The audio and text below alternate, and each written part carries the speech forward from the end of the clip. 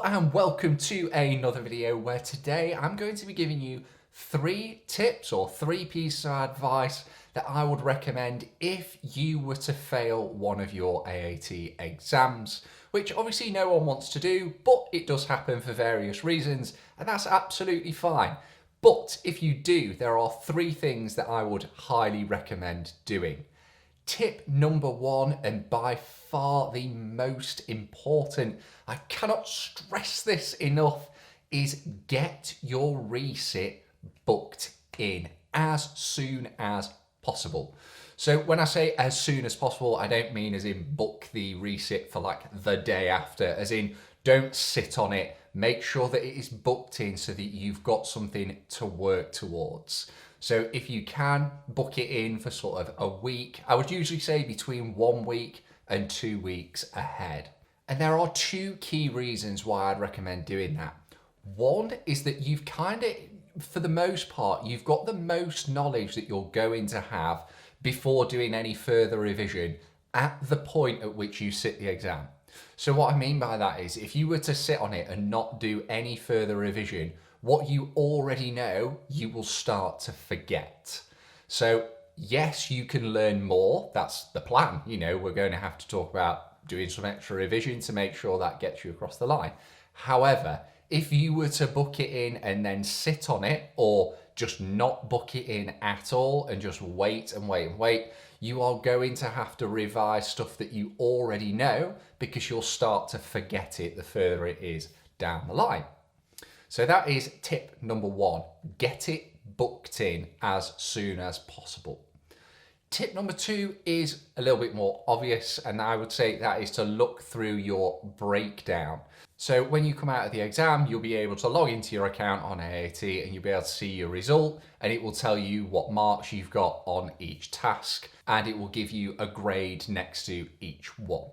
Now, obviously you need to be focusing on the ones that did not meet the requirements. So those, I'd say anything that is borderline or below, they are the areas to focus on. But again, what is absolutely key is that you get this turnaround as quickly as possible, because otherwise the things that you maybe got met or exceeded on, the longer you leave it and you're not focusing on those areas, you then might start to forget those. So like I said, it all comes back to making sure that you try and get this in a quick turnaround. Now, when it comes to revising for those areas where you maybe didn't get a competent result, so if it's borderline or below, what I'd recommend doing, go back to your mock exams and give them another go and just focus on those tasks.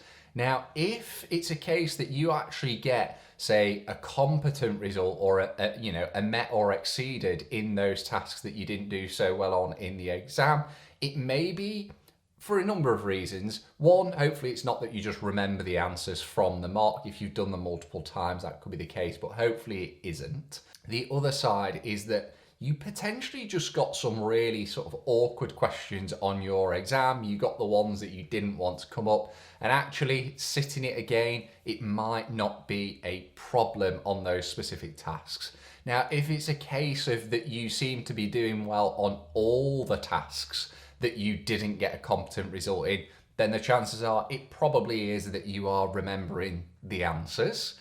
However, not necessarily. I've known it before where someone's come out with around 61, 62%. They've gone in the week after, I think they got low 90s, and they'd not actually done that much revision throughout that week. So a huge difference in percentage. I think just nicer questions came up, or ones that they felt more comfortable with.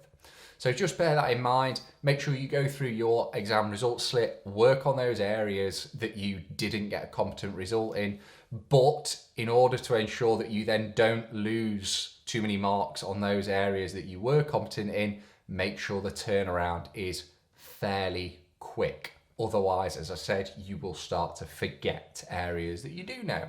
Now, tip number 3, which is not possible for everyone, is stop studying any new units while you go back and revisit the one that you need to resit. And I know that's not necessarily possible if you're maybe at college and you've got a scheme of work to follow. You unfortunately won't be able to do that. In which case, all I would say is, again, coming back to the turnaround, try and get it done as quickly as possible so that it doesn't interfere with your new unit. Now, if, however, you aren't on a scheme of work, so you're distance learning or self-studying, what I would recommend is that you stop learning the unit that you've gone on to and fully focus on the resit. I do see it quite often where people try to study 2 at one time, and again, you're just making it harder for yourself. So stop learning the new unit, go back to the one that you failed and just focus on that. Obviously, the chances of you starting a new unit, if it was an instant result, are less likely, but I'm on about specifically the ones really where you've got a 5 to 6 week wait time and you might have already moved on to that next unit, which there's nothing wrong with doing that at all. Just put that one on pause while you go back, focus on the one that you've previously done, and then give that a go once you feel ready again. But like I said, don't leave it too long. You're looking, I would say for most people, between 1 and 2 weeks should be enough, unless it was an absolute disaster. And you'll know that yourself if you, say, came out with, you know, a really low percentage, then give yourself longer. But if you're getting anywhere around sort of 60%, you're only really looking for an extra sort of 10, maybe 15%. So a week to 2 weeks should be, in theory, absolutely fine, as long as you've got time to do that revision.